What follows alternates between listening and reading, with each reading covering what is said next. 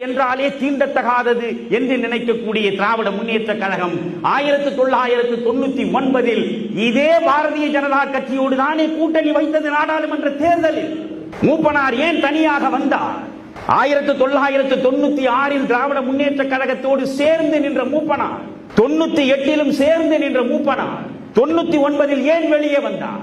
1998 முதலாக ஜெயலலிதா வாஜ்பாய்க்கு ஆதரவு கரம் நீட்டினார், பாரதிய ஜனதா கட்சியோடு கூட்டணி வைத்தார்.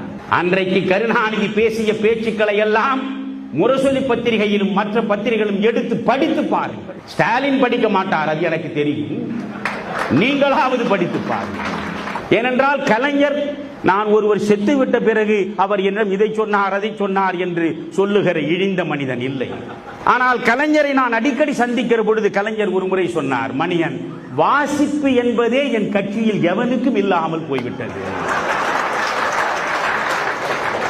அதைவிட சிரித்துக் கொண்டு, நகைச்சுவையாக பேசுவதில் கலைஞர் வல்லவர், அதைவிட சிரித்துக் கொண்டே சொன்னார், முரசொலியையே இவன் படிக்க மாட்டேன் என்கிறார். என்னை வந்து சந்திக்கக்கூடிய அமைச்சர்களோ மாவட்ட செயலாளர்களோ வந்தால், என்னையா இன்னைக்கு முரசொலியை படிச்சியா என்று நான் கேட்பேன்.